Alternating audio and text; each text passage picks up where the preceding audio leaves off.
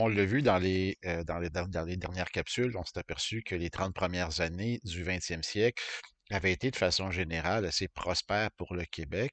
Euh, on a vu de façon générale les revenus de l'État québécois augmenter, notamment en raison de l'exploitation de plus en plus massive des richesses naturelles. Et de façon générale, je ne dis pas que je dis pas que c'est également réparti, mais de façon générale, le niveau de vie des Québécois va augmenter. Or, tout ça va prendre de fin de façon assez abrupte lorsque survient la crise économique qui s'amorce donc à la fin de 1929 et qui va durer, ben oui, on pourrait dire une dizaine d'années, pendant toutes les années 30. Mais il faut voir aussi, il faut le regarder d'une façon plus large. C'est qu'il faut voir qu'on entre dans une période d'une quinzaine d'années, on pourrait dire, d'état de crise. C'est-à-dire qu'il y aura bien effectivement la crise économique durant les années 1930, mais il y aura aussi, il ne faut jamais l'oublier, la Deuxième Guerre mondiale. Même si la Deuxième Guerre mondiale redémarre d'une certaine façon l'économie et va redonner de l'emploi aux gens, c'est quand même une période de grande privation. Donc, ce qu'il faut voir de cette période-là, je dirais de 1930 à 1945, c'est une période de bouleversement quand même assez important. Donc, une période de privation et surtout aussi, beaucoup aussi une période où le monde politique québécois va changer beaucoup. Et c'est là qu'on va voir apparaître notamment l'Union nationale. Bon, mais là, donc, premier élément qu'on va voir, on va étudier d'abord la crise économique et ensuite, dans une capsule subséquente, on va étudier euh, l'impact de la crise économique sur la politique. Et là, justement, on parlera de l'entrée en scène de Maurice Duplessis. Dans une troisième capsule, on va aborder la participation canadienne et québécoise à la Deuxième Guerre mondiale.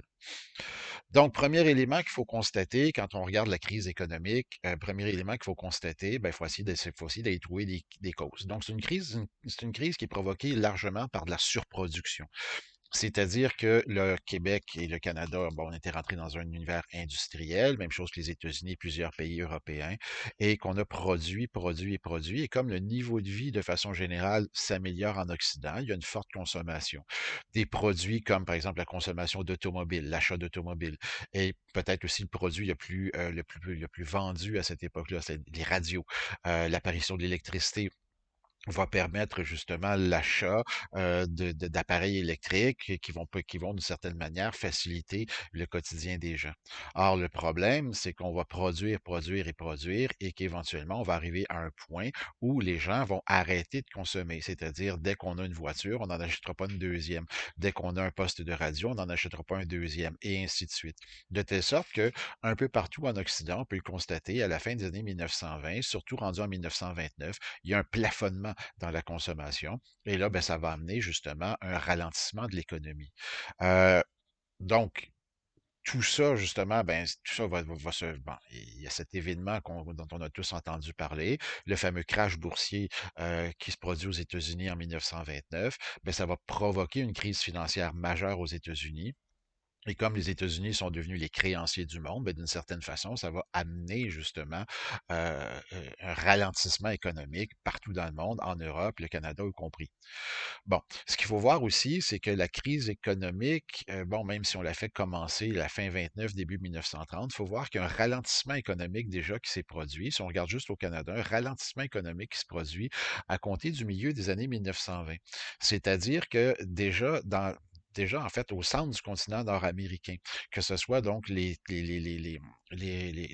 régions agricoles dans l'ouest des États-Unis ou dans l'ouest canadien, c'est-à-dire Manitoba, Saskatchewan, il y a déjà une crise qui est amorcée, comme je vous le disais, parce il y a une sécheresse, une grande sécheresse qui va frapper le continent nord-américain au milieu des années 1920. Et donc, cette crise de l'agriculture dans l'Ouest, ça va faire diminuer justement la production céréalière dans l'Ouest. Et déjà, on remarque en 1927, 1928, 1929, on remarque qu'il y a une baisse des activités de transformation à Montréal. Donc, il y a déjà un début de ralentissement économique. Mais évidemment, la crise économique, la crise qui va frapper les États-Unis à compter de 1929 et vraiment début de 1930, ça va avoir un impact considérable. Comme le dit l'expression consacrée, quand les États-Unis éternuent, le Canada attrape le rhume. Bien, le Canada et le Québec, évidemment, est un grand fournisseur de matières premières aux États-Unis. Et ben, à partir du moment où les États-Unis entrent dans la crise, ben, ils vont adopter une attitude ultra protectionniste. Et comme il y a de nombreuses entreprises qui ralentissent leur production, bien évidemment, il y a de moins en moins d'exportation de richesses naturelles, de matières premières vers les États-Unis. On a juste à penser, par exemple, au ralentissement de la production automobile aux États-Unis, ben, il y avait encore beaucoup de composantes en bois à l'intérieur des véhicules. Donc, juste dans ce domaine-là, on va voir des conséquences. Un ralentissement dans la construction urbaine, ben oui, un ralentissement dans les exportations vers les États-Unis. Donc, cet amalgame-là, justement, d'une crise de surproduction, la crise agricole dans l'Ouest, la crise américaine, on va voir une baisse importante des matières. On va voir justement, tout ça va avoir un impact vraiment considérable sur le Canada et sur le Québec. L'autre élément qu'il faut considérer aussi, c'est que c'est une crise urbaine. C'est la première fois dans l'histoire, je dirais, du capitalisme qu'on a une crise économique. C'est pas la première crise économique du monde capitaliste, mais c'est bien la première fois qu'on a une crise économique qui frappe un monde où la majorité de la population vit en ville. Donc, ça veut dire quoi? Ben, ça veut dire que l'ouvrier, oui, qui avait peut-être un salaire correct en ville, ben là, cet ouvrier, lui, il dépend complètement de son travail et quand les entreprises vont fermer, ben, tout d'un coup, l'ouvrier n'a plus de revenus. Et il n'y a plus moyen, comme auparavant, de se replier sur l'autosuffisance. Il n'y a plus moyen, comme auparavant, de se replier sur le monde agricole pour essayer de survivre d'une certaine façon. De telle sorte qu'on va se retrouver avec des situations qu'on n'avait jamais vues auparavant, c'est-à-dire des individus qui vont être obligés de quêter justement de repas en repas.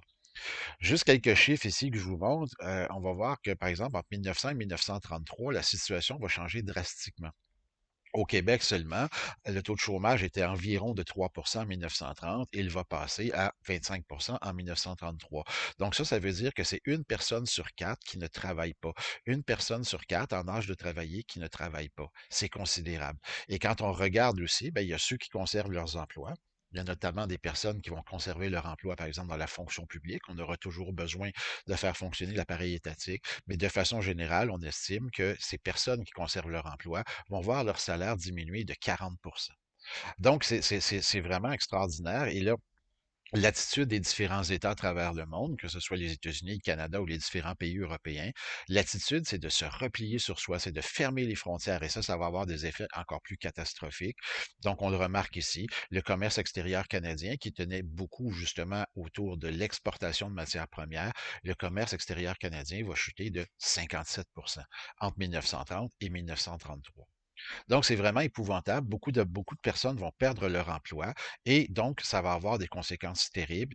Il n'y a pas d'aide de l'État, il faut se le rappeler. Il n'y a pas d'aide de l'État à ce moment-là. L'assurance emploi n'existe pas. Le bien-être social n'existe pas. L'aide sociale n'existe pas. Donc, ce n'est pas dans les mœurs de l'époque pour l'État de venir en aide à sa population qui se retrouve soudainement au chômage. Et là, c'est un peu l'improvisation, c'est vraiment la crise. On va se le dire comme ça. Donc, on voit au début, tout début de la crise, on va voir des lignes comme ça qui vont se former. Le seul moyen des lignes vont se former devant des organismes de charité. Ces organismes de charité sont les seuls organismes qui sont en mesure, d'une certaine façon, de venir en aide à ces chômeurs. Donc, ce sont des organismes de charité privés, que ce soit telle ou telle société qui a été formée, voire même des organismes gérés par le clergé. Ce sont les seuls endroits où les chômeurs peuvent trouver un certain refuge. Mais rendu en 1933, ben là, c'est la folie totale. On essaie bien d'envoyer femmes et enfants, je ne sais pas, rejoindre tel ou tel membre de la famille à la campagne pour mieux passer à la crise, pour mieux passer à travers la crise, pendant que le mari ou l'homme en âge de travailler ou le jeune homme en âge de travailler essaie de rester en ville, lui, pour se trouver un emploi. On va faire la même ronde tous les jours, essayer de voir si telle ou telle entreprise va engager. Donc, c'est vraiment épouvantable. Sinon, ben, c'est qu'on se retrouve dans ces, comme je disais, refuges. Et là, littéralement, ben, c'est vraiment des effets, comme je le disais, ce sont vraiment les effets majeurs d'une crise urbaine. Donc, des gens qui vont s'entasser dans des refuges en espérant avoir un repas, en espérant avoir en espérant avoir des vêtements. Et bon, et là, ben, c'est littéralement, on va s'entasser à plusieurs centaines dans des abris de fortune qu'on va constituer à gauche et à droite. C'est vraiment, donc, comme je le disais, les effets d'une crise urbaine. Alors qu'auparavant, comme je le disais, il y a déjà eu des crises économiques, je pense à la récession des années 1870, mais on a moins d'images marquantes. Pourquoi? Parce que la majorité de la population, encore à cette époque-là, je le répète, vivait à la campagne. Maintenant, rendu durant les années 1930, ce n'est plus le cas du tout. Donc, des endroits, comme je vous ai dit, qu'on organise, des gens pourront aller prendre une douche, on pourra, bien évidemment, il y avait tout le problème des poux, donc souvent, on va complètement soit laver les vêtements, soit complètement les détruire. Et, pardon, et on attend de l'aide, on attend que la population fasse des dons de vêtements et ainsi de suite pour qu'on puisse habiller ces pauvres individus euh, qui sont face à cette crise-là. Et donc, il y a des grandes cuisines et on va faire de la soupe, on va faire toutes sortes de, de, de, de, de, de repas improvisés de cette façon-là. Mais ces organismes de charité, comme je vous l'ai dit, survivent grâce à des contributions du grand public. Et comme de façon générale, le grand public s'appauvrit lui aussi, ben, ces organismes-là ont énormément de misère. Et donc, je le rappelle, il n'y a pas véritablement d'aide de l'État à ce moment-là. Justement, parlons-en de l'État. Quelle est la réaction de l'État? Prenons le cas, par exemple, et ça sera à peu près pareil au début de la crise pour après tout le monde, pour après tous les gouvernements occidentaux. Prenons le cas, par exemple, du gouvernement du Québec. Le premier ministre était Alexandre Tachereau. Il est là depuis 1920. Et essentiellement, lui, c'est le message qu'il envoie à la population. Patience, on va attendre la reprise. Patience, la prospérité est au coin de la rue. Patience. Les crises économiques, ça arrive de façon régulière, ça arrive de façon périodique, pardon, dans le monde occidental. Donc, patience, les choses vont reprendre. Mais plus on avance, plus on avance, plus on avance, plus les années passent justement dans cette crise-là, et plus la situation se détériore. Et là, il va y avoir justement de plus en plus de pression sur les gouvernements pour qu'ils fassent des choses. Il y aura bien cet exemple américain. À partir de 1933, tu as le président Franklin Roosevelt qui va introduire le New Deal, c'est-à-dire que lui, il va accepter l'idée que l'État devrait intervenir davantage pour essayer d'atténuer les effets de la crise. Ça sera copié d'une certaine manière par le gouvernement canadien qui amorcera lui-même, qui annoncera lui-même son une espèce de New Deal canadien à partir de 1935. Mais au Québec, ça va prendre un peu plus de temps. Le gouvernement ne semble pas nécessairement enclin à justement intervenir et poser des gestes vraiment concrets pour aider justement à juguler les effets de la crise économique. Il y aura bien des groupes qui vont se former au Québec, des groupes d'intellectuels, de penseurs, bon, encore associés, très fortement associés au clergé, qui vont essayer de proposer des solutions différentes. Par exemple, justement, cette notion, cette idée du corporatisme. Un des principaux chantres de cette option-là, c'est l'abbé Lionel Groux, un historien, mais également un intellectuel qui est assez respecté dans les milieux cléricaux-nationalistes. Et là, lui et d'autres vont proposer justement cette idée de corporatisme, c'est-à-dire réunir les divers corps sociaux, les divers corps de la société en corporation sous la direction d'un gouvernement autoritaire. C'est-à-dire qu'on pourrait imaginer une espèce de grande table où on aurait justement des membres du gouvernement, mais aussi où siégerait, je ne sais pas moi, des représentants, comme on dit, des divers corps de la société, c'est-à-dire ça pourrait être des professeurs d'université, ça pourrait être des membres du clergé, ça pourrait être des représentants des syndicats et catholiques, et ainsi de suite, et ainsi de suite. Réunir les divers corps sociaux sous la direction d'un gouvernement autoritaire. Donc, vous voyez, là, il y a peut-être un petit danger de dérive un petit peu ici, mais l'objectif, justement, de ces gens-là, c'est de faire en sorte que les Canadiens français se reprennent en main. Et là, ben, à bien des égards, ben, ce groupe d'intellectuels, on va les retrouver, se regrouper autour de ce qu'on appelle l'école sociale populaire. Et là, ils vont publier toutes sortes de petits fascicules.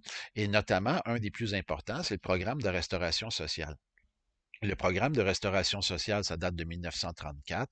Et donc, l'objectif, c'était principalement derrière, pour ces penseurs-là, c'était de sortir le Québec de la crise comment? C'est que les Canadiens français devraient reprendre contrôle de leur économie, c'est-à-dire se protéger justement des investisseurs étrangers qui sont extraordinairement présents au Québec, notamment dans l'exploitation des richesses naturelles. Donc, vraiment reprendre contrôle de l'exploitation du bois et de l'amiante, mais surtout, surtout, surtout, pour ces penseurs du programme de restauration sociale, c'est de nationaliser l'hydroélectricité. C'est la clé.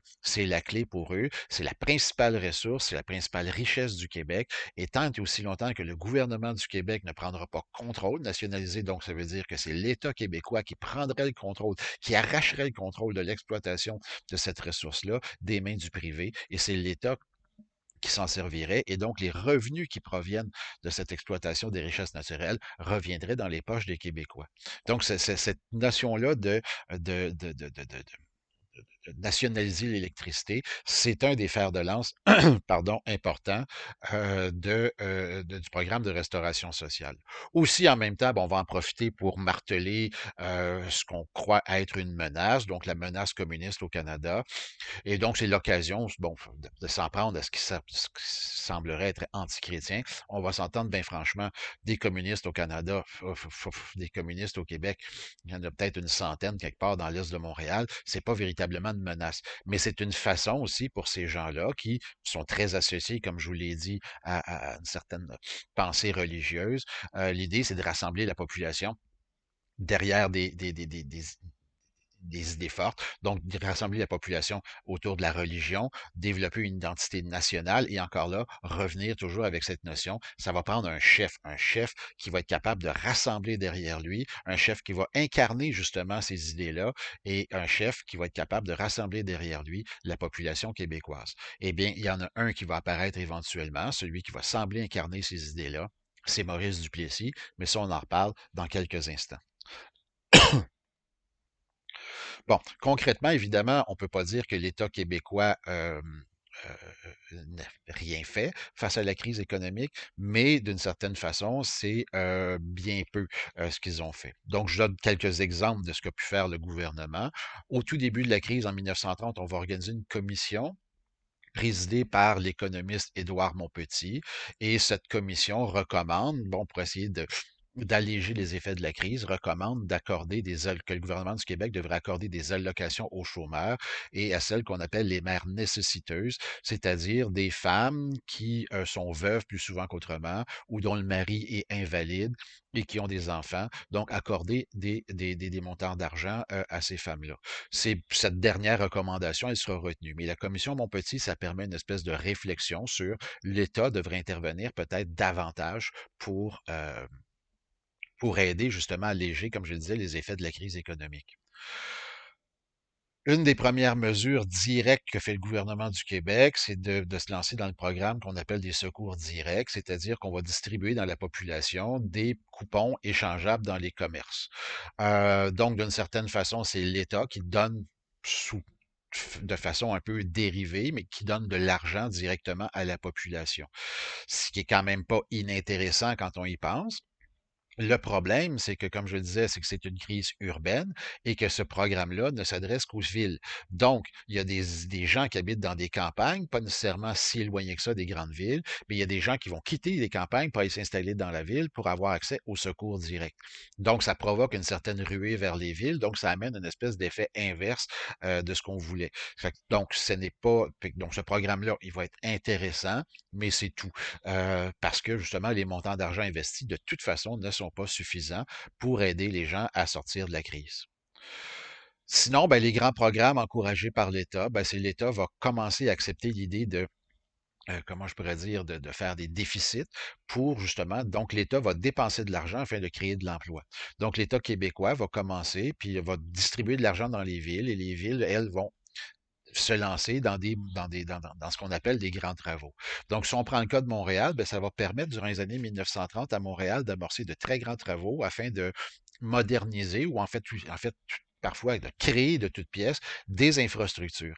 On le sait, je vous l'avais dit dans une des capsules précédentes, qu'entre 1880 et 1930, Montréal avait augmenté, la population de Montréal était passée de 100 000 habitants à 1 million d'habitants. Et là, ben, il y avait des problèmes justement parce qu'on n'avait pas les infrastructures nécessaires pour accueillir une population aussi grande.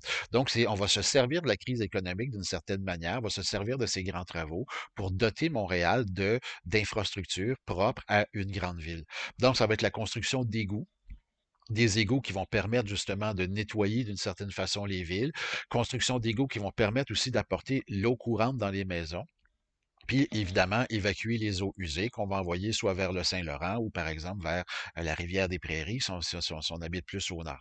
Donc, ce sont de grands égouts qu'on va construire. Ces égouts qui fuient de partout présentement et qu'on essaye de colmater, bien, pour la plupart, ils ont été construits durant les années 1930 à la faveur de la crise économique. Et là, on engageait des chômeurs à très bas prix pour effectuer ces travaux qui sont quand même assez colossaux.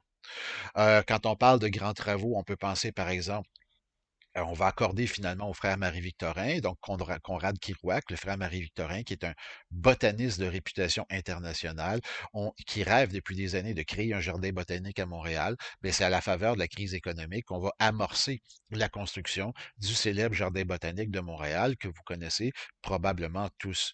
Euh, Évidemment, l'argent qu'on va dépenser au départ ben, va être rapidement épuisé, mais c'est plus tard, à la fin des années 30, le gouvernement du Québec va réinvestir et Québec, Montréal pourra se targuer d'avoir un jardin botanique de grande qualité. Et ça va devenir un centre de recherche extraordinairement important et ça fait avancer d'une certaine manière les sciences au Québec. Donc, ça, c'est un événement qui est important. Ce qu'il faut voir, ben, la crise, elle a des impacts à tous les égards. On va juste se rappeler que jusque dans les années 1930, justement, la ville de Montréal compte deux équipes dans la Ligue nationale de hockey. Il y a évidemment les Canadiens, mais il y a également l'autre équipe, qui sont les Maroons, qui formaient une équipe assez redoutable. On le voit avec la photo ici qu'en 1935, les Maroons avaient remporté la Coupe Stanley. Or, en 1937, les Maroons n'existent plus. La ville de Montréal est incapable de supporter deux équipes de hockey.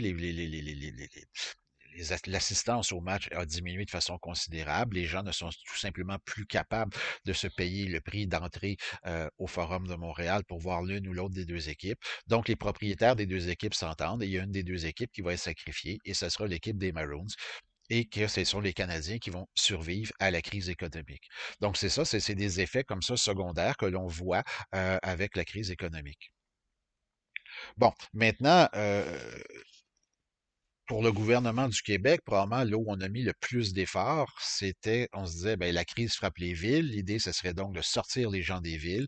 Et là, le Québec se rabat sur une solution extraordinairement traditionnelle, c'est-à-dire on va aller coloniser. On va aller ouvrir des nouvelles régions à la colonisation. On va sortir des gens de la ville et on va les envoyer coloniser on va les envoyer coloniser des régions éloignées. Donc, le Témiscouata, donc, qui est un peu plus vers l'est du Québec, ou sinon, les deux régions qui sont principalement visées, c'est l'Abitibi et ce sont l'Abitibi et le Témiscamingue.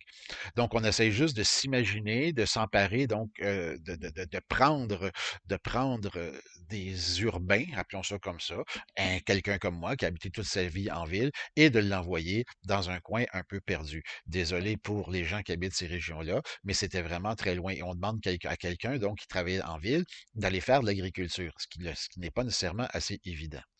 On peut comprendre la logique de vouloir désengorger les villes, mais d'un autre côté, ce plan-là, qui relève d'un ministre qui s'appelle Irénée Vautrin, c'est le plan Vautrin, donc, envoyer des gens soit vers le nord ou soit vers la Gaspésie. Il lance ce ministre Vautrin, retournons à la terre pour la renaissance nationale, c'est bien joli. On fait miroiter des promesses d'un 1000 $ par famille qu'on pourrait donner pour inciter les gens à se lancer dans ce programme-là. Ça va donner des effets, ben, assez mitigés. Bon, il y a bel et bien effectivement des régions qui vont naître, qui vont apparaître, qui vont se développer, mais dans des conditions extraordinairement difficiles. Le voyage en train, il est long. L'installation, elle est difficile. Avant de pouvoir avoir une maison comme celle-là, les gens vont habiter longtemps sous une tente, voire même une espèce de maison en bois rond un peu mal foutue. Et là, ben, quand on arrive dans ces régions encore essentiellement sauvages, ben, il faut d'abord abattre les arbres, il faut arracher les souches. Donc, le temps d'avoir une terre qui serait productive, le temps d'avoir une terre qui serait intéressante, ça va prendre plusieurs années. Ça va prendre plusieurs années de travail vraiment acharné. Dans des conditions qui sont parfois difficiles. On veut bien aller installer des colons, mais sauf que la machinerie ne suit pas nécessairement. L'achat des chevaux est extraordinaire et très cher, et le coût des chevaux, pardon, est très cher. Donc, les colons vivent dans des conditions difficiles, et on va s'entendre que dans le nord du Québec, en Abitibi, au Témiscamingue, le temps de l'agriculture, l'été, est quand même passablement plus court. L'automne et l'hiver arrivent passablement plus vite que plus au sud. Donc, c'est vraiment dans des conditions difficiles qu'on va aller installer des pauvres colons. Et en tout et partout, on peut voir, c'est à peu près 16 000 familles qui vont aller vivre dans ces coins-là. Je ne passerai pas nécessairement ces films-là, mais vous voyez que sur la diapo ici, vous allez pouvoir voir, vous avez des hyperliens et que vous savez que vous avez accès à mes PowerPoint si vous allez sur Léa. Ben, je vous invite, si vous voulez aller voir des films intéressants sur la colonisation, notamment de l'Abitibi, allez voir les films de l'abbé Proulx. L'abbé Proulx, évidemment, c'est un religieux, mais c'est également un cinéaste qui, bon, on pourrait le dire, un cinéaste de propagande. Alors lui, il vante justement les bienfaits de ce programme de colonisation. Il vante les bienfaits de ce programme national où les Canadiens français retourneraient à la terre. Allez voir ces films, c'est passablement intéressant. Fait que donc, vous avez les liens là, je fais juste vous les souligner. Donc, en tout et partout, comme je disais, c'est à peu près 16 000 familles qui sont déplacées. Euh, le problème, c'est que même si on arrive à se développer une terre qui est potable, même si on arrive à produire quelque chose qui est potable à force d'efforts acharnés, le problème, c'est que durant les années 1930, les prix agricoles ne cessent de baisser. Donc, l'agriculteur, en bout de ligne, n'est pas aidé d'aucune façon. Il y en a bien qui ont réussi à faire des choses assez extraordinaires avec leurs terres, mais la baisse des prix agricoles n'aide en rien. Le prix des œufs, le prix du lait, le prix des céréales va avoir tendance à baisser constamment durant les années 1930, de telle sorte que les efforts des agriculteurs ne sont pas nécessairement récompensés en tant que tels. Donc, pour plusieurs, ce qui est intéressant, ceux qui vont aller travailler justement vers l'Abitibi, pour plusieurs de ces personnes-là, si le domaine agricole ne fonctionne pas, ben, ils pourront toujours se tourner vers le secteur qui est en plein développement, c'est-à-dire le secteur des mines, notamment parce qu'on a découvert des gisements d'or en Abitibi. Et là, ben, c'est le développement d'une ville, par exemple, comme Val-d'Or, où des gens vont aller travailler dans des conditions absolument atroces, mais ils vont aller travailler dans les mines. Et ça amène peut-être un meilleur revenu, même si les conditions sont difficiles, ça amène peut-être un meilleur revenu que à essayer de faire un travail agricole. Malgré tous les efforts, écoutez, des Québécois, malgré toutes les privations qu'endurent les Québécois, vers 1935-36, le Québec est toujours au milieu d'une crise économique majeure. Les gouvernements du Québec n'ont pas vraiment réussi à trouver de solutions concrètes. Mais en fait, il n'y a pas grand gouvernement dans le monde qui ont trouvé des solutions concrètes à ce moment-là à la crise. Mais devant le peu de changements qui se produisent au Québec, ben, à ce moment-là, la vie politique va devenir profondément bouleversée. Cette vie politique qui était tranquillement bercée depuis la Confédération, depuis 1867, entre parti libéral et parti conservateur, ben, il va y avoir une espèce de remaniement des cartes d'une certaine façon et on va voir des changements, donc, dans cet univers politique. Donc, c'est de ça dont on va parler dans la prochaine capsule.